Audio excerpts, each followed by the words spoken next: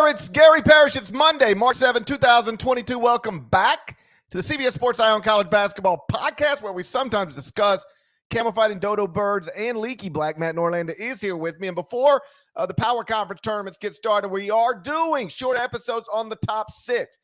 Top six, of course, being the ACC tournament, Big Ten tournament, Big 12 tournament, Big East tournament, Pac-12 tournament, and the SEC tournament. Go find them wherever you find stuff. This episode's on the Big Ten tournament. Starts on Wednesday in Indianapolis. Illinois and Wisconsin are co-Big Ten champs, and thus the top two seeds. Illinois is the 1 seed. Wisconsin is the 2 seed. That means the Illini and Badgers won't play until Friday's quarterfinal. Same goes for the other two top 4 seeds. That's 3 seed Purdue, 4 seed Rutgers. How wild of a season has Rutgers had? The Scarlet Knights are the number 4 seed in the Big Ten tournament, but still very much on the bubble. Jerry Palm has them right now as a 12 seed playing in the first 4. And that's why I think this is my favorite of all of the conference tournaments. 3 legit bubble teams in play. Rutgers, Michigan, and Indiana. And Michigan and Indiana actually play each other in the second round on Thursday. So let's start there. Is that an elimination game for both teams on Thursday, Deadleg? Can Indiana or Michigan afford to lose that game and still get an at-large bid to the NCAA tournament? If you're watching on YouTube, smash that like button right now. You can see that gorgeous bracket up there that Nada has provided. Good-looking bracket over in Indianapolis. By the way, what's the name of this place called now? What is the name? It's now the Gainbridge Fieldhouse. You say so. It's Banker's Life for life. Yeah. What do we do? It's Gainbridge? It's always Banker's Life to me. We have the great. This happens on, I feel like, almost an annual basis, Parrish. Power Conference tournament. First round, second round, depending on the size, the format. The 8-9. And that 8-9 always has an urgency because usually at least one, and in this case, 2 teams sit on the bubble. Let me just ask you this, but before we talk about this game and break it down, I'll spoil it right away. Michigan, Indiana, Rutgers, 3 bubble teams. Who's making the NCAA tournament? Who's dancing from those 3? Rutgers and Michigan. I am with you, my friend, but man, we're going to get noise this week in some way. And like Indiana beating Michigan, I can bring up let me bring up the KenPom game here. This line isn't out yet. KenPom is going to have Michigan favored in this game. And right now going into it, it's a 2-point line. So Indiana won't be a huge underdog by any means there, but I would lean Michigan in this spot. Michigan right now, Palm's got them last 4 in, right? Palm's got them barely in the field, I think. Jerry Palm has Michigan as the second to last team in the field. He has Indiana as the 4th team out of his field. I mostly agree with the separation there. Feels like I'm maybe getting Michigan a little more comfortable. Its worst team sheet metric of all of them is strength of record, what it's done against the schedule, comparatively. So it's 40th. Best metric, BPI, Sagarin at 20. 20 and 40 for a bubble team, a 20-spot gap. Net ranking is 31 as we record this podcast on a Monday afternoon. I think Michigan's going to win this game. Indiana, I can easily be talked into, needs to win at least 2 games. And if you're looking right now at this bracket, look what it has to do. It's got to beat Michigan, and then it's got to knock off the top seed Illinois. Not that it's incapable of doing so. That's just a steeper climb. Whereas with Michigan, it feels like you get past Indiana, what you do against Illinois might not mean as much. Oh, by the way, really no love lost between those players on Illinois and Michigan, so that could be plenty of fun there. But you got a lot of urgency. You mentioned the bubble stuff, absolutely. That's to me, aside from Juwan Howard. Oh, by the way, Juwan Howard will be coaching Michigan against Indiana. Juwan Howard's return combined with the 3 bubble teams is the storyline. It's the predominant thing heading into this Big Ten tournament, GP, as it gets going Wednesday. But for all intents and purposes, Thursday's when people are going to start tuning in. God bless Nebraska, Northwestern, Minnesota, and Penn State. Not going to be a packed house on Wednesday with those 4 teams in those 2 games. But once we get to an 11:30 a.m. tip on Thursday, I think it's going to be pretty great. I'm in Indiana got close, GP, at Purdue, and it kind of blew it late. Can it rally and recover and beat a Michigan team, which is obviously feeling good after being able to close out with a road win against its rival over the weekend? I'll take Michigan to win, but I frankly think almost any kind of outcome in that game is possible. And by any, I mean, if you tell me Indiana wins by 16, I just get a weird vibe off of this game. I think it can go a lot of different ways. I think Michigan can lose that game and still have a chance to get in the NCAA tournament, but I'm not certain it's guaranteed. Michigan right now, 5-9 in quadrant 1, 3-3 in quadrant 2. So 8-12 in the first 2 quadrants with a quadrant 3 loss to Minnesota also on the books. 4 games under 500, first 2 quadrants, and a quadrant 3 loss. It's not great. I don't think it's impossible for Michigan to lose to IU and still get in, but they'll be sweating it out if they lose to Indiana. Indiana obviously has to beat Michigan, or else the internet will be out in the state until at least the July recruiting period. Of course. And possibly until November. I'm with you. I think Indiana might also need to beat Illinois to feel good heading into Selection Sunday. So a capable team. I won't be shocked if they do it, but they're going to have to win 2 games. They're going to be underdogs on consecutive days to feel good about where they're going to land on Selection Sunday. And they haven't done anything lately that would make you think that they can do that or that they will do it. Obviously, they can do it, but will they do it? I know they played Purdue competitively, but still lost the game. They're 2-7 in their past 9 games, and they finish 9-11 in the Big Ten. Trivia time. Go. Come on. What do we got? When's the last time Indiana had a winning record in the Big Ten? Give me a year. I'm going to go 16-17. No, that's the year Tom Crean got fired. Is it? Oh, okay. And Arch never did it. 15-16. That's right. 2016. Tom Crean won the outright Big Ten title with a 15-3 league record. I don't know what seed they got. You have to look that up. I thought it was. Is that the 1 seed that got dropped in the Sweet 16 to Q's? You keep talking. I'm going to check it. They definitely lost earlier than their seed projected them to lose. But they went 15-3 in the Big Ten, and Tom Crean got fired the next year, and Indiana's never had a winning record in the Big Ten since. That was the team that that one was 2012-13. 15-16 was the team that got dropped by Carolina in the Sweet 16. Indiana was a 5 seed that year. Indiana was a 5 seed with a 15-3 league record? That's right. Your latest reminder, and I know Parrish knows this, but this is for listeners. The league record doesn't matter. Is completely irrelevant. Completely irrelevant entirely. By the way, speaking of record, Michigan overall right now as we head in, Michigan is 17-13, and the losses have to count. Sometimes we forget about that. The losses have to count. If Michigan loses to Indiana, it's going to be 17-14.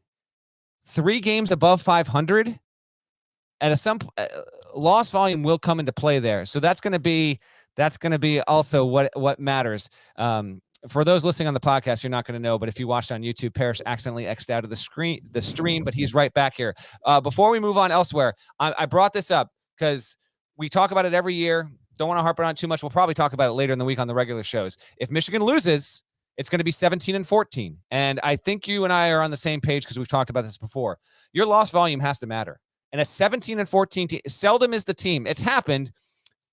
I don't have the data in front of me. I don't know if it's been more than 7-8 times in the modern era that a team only 3 games above 500 gets in that large bid. 14 losses. The list is really small. So if you want to make the case against Michigan, look to history and say, man, 17-14, you're going to put that team in?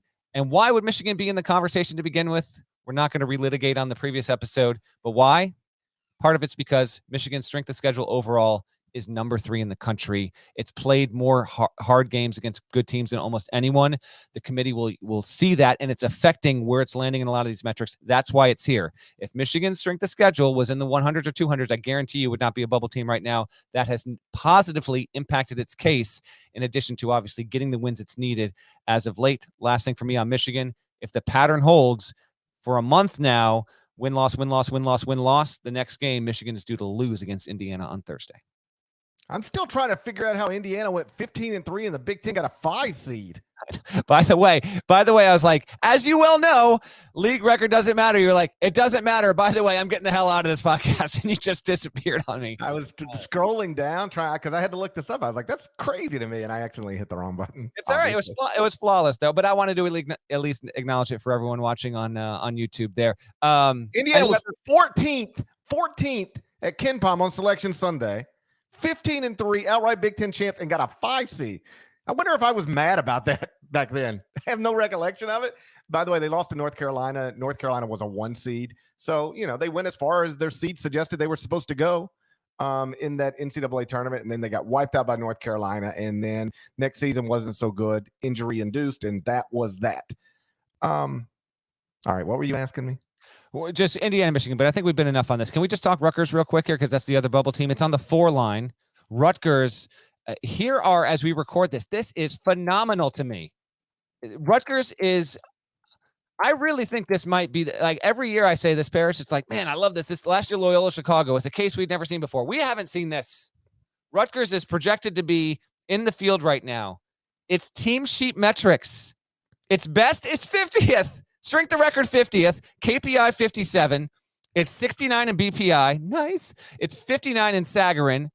It's 73rd in Ken Palm, and the worst of all of them is its net at 76. This team is projected in. Those are simply mediocre, pedestrian. In terms of at-large stuff, obviously subpar. They rank worse on average than teams like Belmont, Kansas State, Santa Clara, Toledo. Rutgers is below these teams. Vermont's almost pretty close there. Washington State. And yet it's right there, deservedly so when you look at the wins. But Rutgers, man, I didn't think I was here about 72 hours ago, but I'm here now. Let's say Iowa just beats Nebraska or Northwestern, although Nebraska, who the hell knows, right?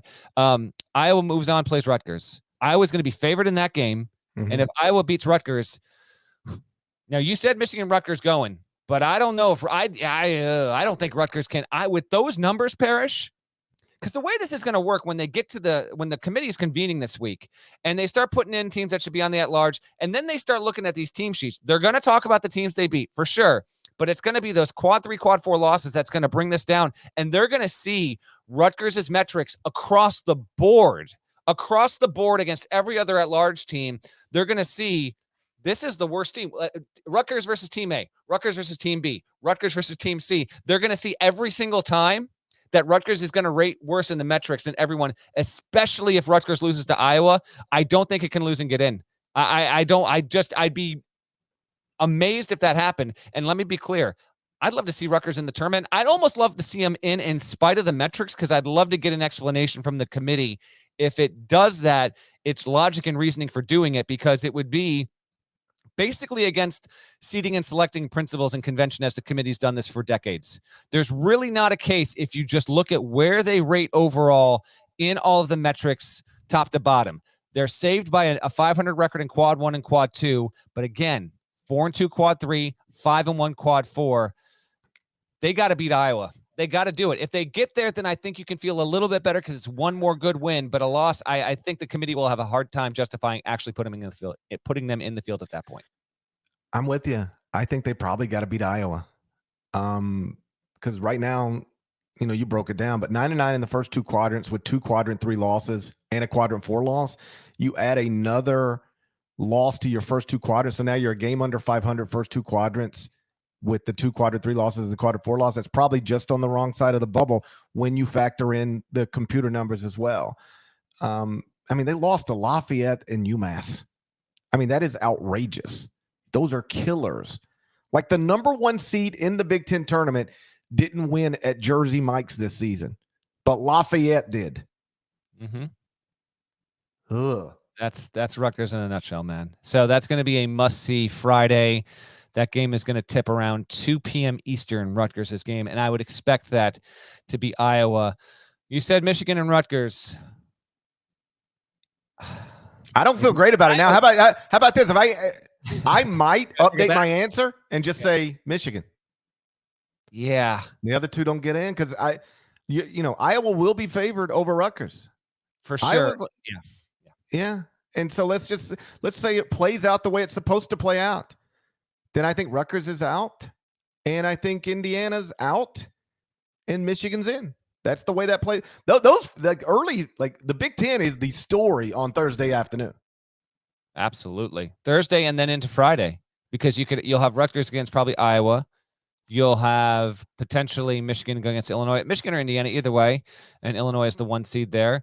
Even on the bottom, if you're watching on YouTube, you can see the bracket here. You could have Ohio State going Purdue, and then Michigan State is in the 7 line. Can they get it going against a Wisconsin team that just took a demoralizing loss to close the season against Nebraska? Johnny Davis, it's anticipated he'll play. We mentioned that on the Sunday edition of the Eye on College Basketball Podcast. As we record this, we have no tangible update. I wouldn't even think we're going to get that from Greg Garb before Wednesday, probably. So keep that in mind as well. What else about this bracket, about this tournament sticks out to you, GP?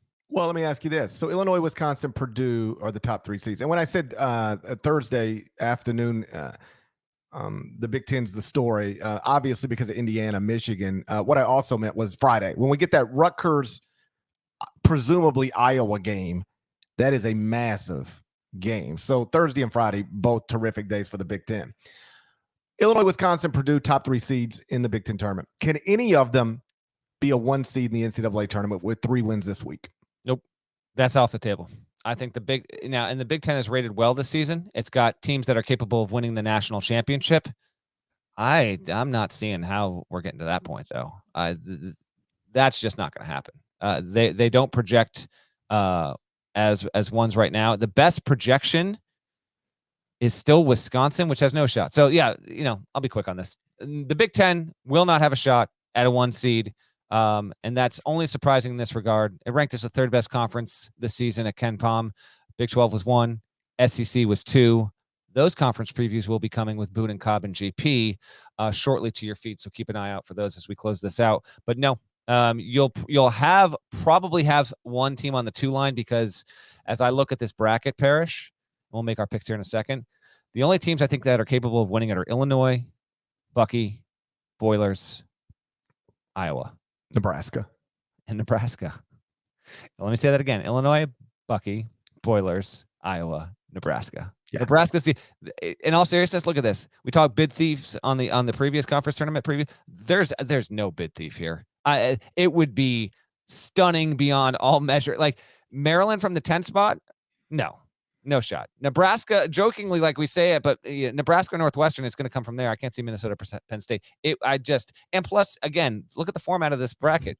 You got to win 5 games if you're starting on Wednesday. And then if you're a Maryland team, you got to win 4. It's just not going to happen. But I do think the champ will be one of Illinois, Wisconsin, Purdue, or Iowa there. And none of these teams are going to be a 1. You'll have a cluster on the 2, on the 3 line that they'll get sent to different parts of the country in the bracket. The thing about the Big Ten is the only possible bid stealers are Maryland, Penn State, Minnesota, Northwestern, Nebraska, because everybody else, if they got even to the title game, they'd be in the field as an at-large. That's right. That's exactly right. And none of those teams are going to do it. So this is what's interesting is it's a compelling tournament, and part of its reason why it's so compelling is you don't even have like a dark horse sleep that maybe they can sneak on through. Like Virginia is a 6 in the ACC. It's not likely. Again, bid thieves. They're never likely, but it's not unthinkable to think that Tony Bennett could do that. Big Ten just doesn't have that situation. I could see Purdue getting a 1 seed. They'd have to win this, and they would need some weird stuff to happen elsewhere. Like you would need. I mean, it'd be really weird stuff. I think GP, we talked about in the ACC one. I think Purdue's climb is higher than Duke's. Now, Purdue will have more opponents of quality to beat on the way there, conceivably. And you thought that Duke was going to hit a bit of a wall that it couldn't get over. I think that's the case with Purdue as well. Well, let's just play it out. Let's say Arkansas wins the SEC tournament. All right. So Auburn and Kentucky, neither one wins it. Let's say Texas Tech wins the Big 12 tournament. I mean, these are all things that probably and you saying that, I think Baylor is locked on the 1 line. I don't think there's anything Baylor can do to knock them off. So if Texas Tech does it, Kansas just doesn't get to a 1 in that scenario. Yeah, like if Arizona lost its first game in the Pac-12 tournament. I mean, again, a lot of stuff how it would have to happen, but Purdue could add theoretically could add in the Big Ten tournament wins over Ohio State, Wisconsin, and Illinois. Back-to-back days. That would give the Boilermakers 3 more high-level quadrant one wins. And if they did that, they'd be 10-5 in quadrant one, 5-1 in quadrant two. So 15-6 in the first two quadrants with 0 additional losses and only 1 loss outside of quadrant one. So they have no quadrant 3 losses, no quadrant 4 losses, and only 1 loss in quadrant 2. That would be pretty strong. I still don't think they get there. I don't think they get there. I'm just trying to imagine a path. Yeah. Like imagine how but unlikely they get there. I think possible for them to get there if enough things went their way. Illinois and Wisconsin, I just don't think so. Illinois is an 8-loss team. Wisconsin's got 2 quadrant 3 losses. I don't see how either of them can. I think both of them are the ceiling is a 2 seed for them. Agreed. As a side note here, I just looked at the all-league team per KenPom, 5 best players in order. Again, this is KenPom, highly efficiency-based, not traditional stats, all that good stuff, points per game, rebounds, all that. It's more about what you do when you're on the floor and how good you are for your team. Keegan Murray is number 1, then E.J. Liddell, Kofi Coburn, Johnny Davis, and then Zach Edey. Not Jaden Ivey on that list. How about that? Hunter Dickinson's been pretty good for Michigan this season. He didn't crack that list either. Trace Jackson Davis has been pretty damn reliable as well. The Big Ten's just stacked with talent. And another reminder that this conference, despite being number 3 in KenPom, it has more must-watch, really, really good talent across the board. I think the conference tournament will reflect that, and I think it's going to be a pretty fun week in Indianapolis. With that being said, title picks, right? Who you got? I got Purdue, Illinois, playing for the Big Ten tournament title, and I think Illinois wins it. They're going to be co-Big Ten champs, Big Ten tournament champs, and a 2 seed in the NCAA tournament. And as of right now, or at least as of yesterday, they were plus 4,000 to win the NCAA tournament. If you're looking for a value pick, that might be your best value pick on the board. It's a really good value pick. So you got Illinois over Purdue, Kofi player of the tournament, the mop, I would think. Sure. And he rips a goal down. You know, I thought about that. They were doing something. I caught something, might have been an SVP show where they were showing, no, I think it was PTI. They were showing, there was an anniversary thing. And the last time like a pro rim came down in a game was X number of years ago. And I was thinking, and then they showed send it in Jerome and all that. Like, that's probably the advancement of technology is so good. We're probably never going to see that again. Because us growing up, even though you rarely saw it live, you'd see it on highlights or whatever. But like someone breaking a backboard was like a once a year kind of thing, and it's been forever since that happening. If there was ever going to be someone to do it, it's like Zach Edey or Kofi. But these things are too well built now. I think that era is permanently gone. So well, whoever's in charge of designing backboards, put them in charge of iPads. Oh, because they break. You're saying you got all right, dude. My kids have cracked so many iPad screens. And don't tweet me and say, well, if you put this, we put everything on everything. No, it's not about what you put on it. It's about letting your kids touch it. That's the problem. And there's just no winning that war. Your kids don't touch iPads? They do not. My child uses it at school, but I have one, and no, he doesn't use that. No. Our kids have their own iPads. Yeah. No, I mean, I'm not against it, but just we have one, and he's got like a learning thing that's kind of similar to it, but not an actual out and out iPad. No. Yeah, our kids have iPads, and they sometimes play Fortnite or whatever they're playing on them, and then they get mad and they throw them. They actively throw them. I feel like there's a parenting step before we get to that point where maybe we can prevent the iPad damage, but then again, they're children. So how about my little 5-year-old? I came home one day and I was, got back from New York, and Oliver, my 8-year-old, said, "Dad, ask Louis where his iPad is." And Louis said, "I don't know where it is. We can't find it. We'll have to look for it when we clean up the house." He was like saying he couldn't find it. And Oliver was like, "He's not telling the truth, Dad." This dude cracked his iPad and was scared of getting in trouble. So he went and threw his iPad over the fence into our neighbor's backyard because he felt it was better to have, quote, lost it than to have cracked it again. So I had to go to my neighbor's house. Hey, can you go in your backyard and pick up Lou's iPad? He just threw it over the fence to hide it, the evidence that it was cracked. That's what I'm dealing with here, Deadleg.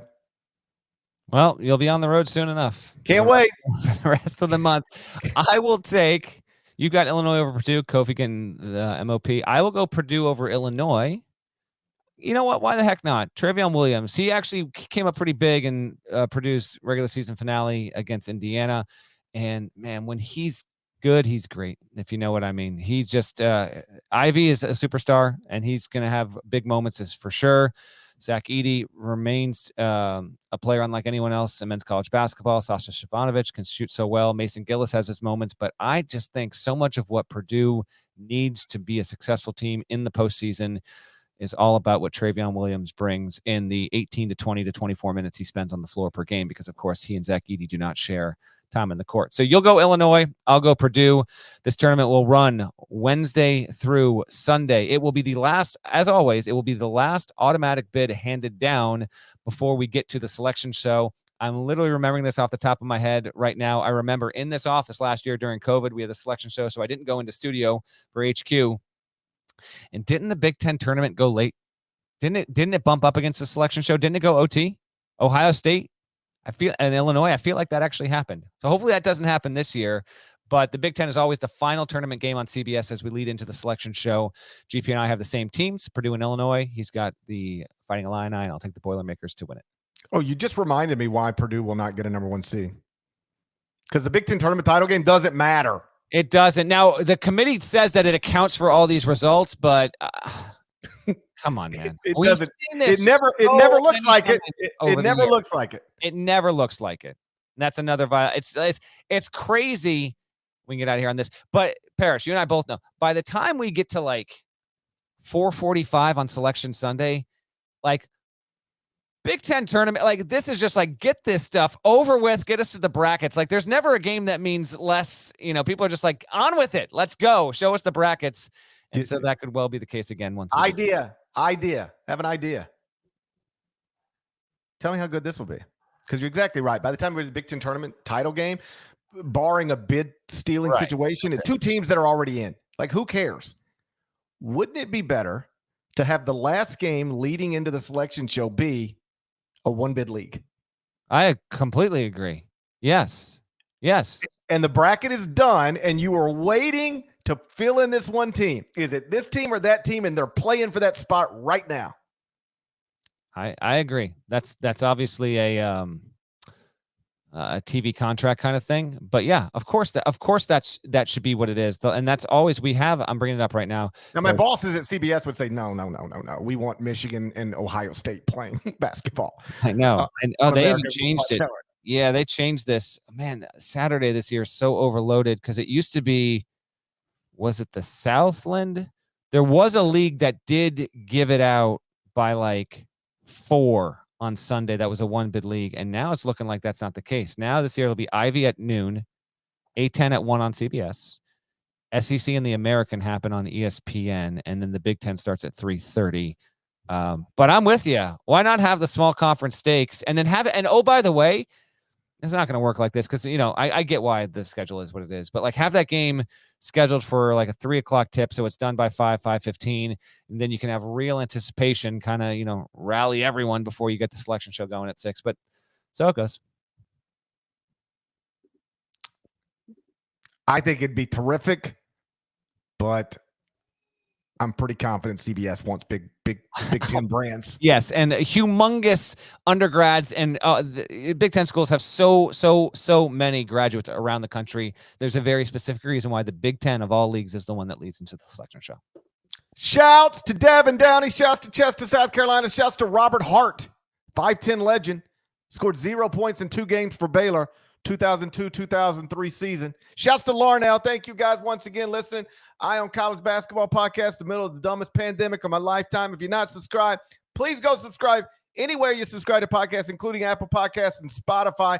5-star reviews both places. Write some nice words over at Apple Podcasts. There are more of us than there are of them. Needs to be reflected in the comments. Smash the like button before you get out of here if you hadn't already done it. We will talk to you again real soon. Till then, take care.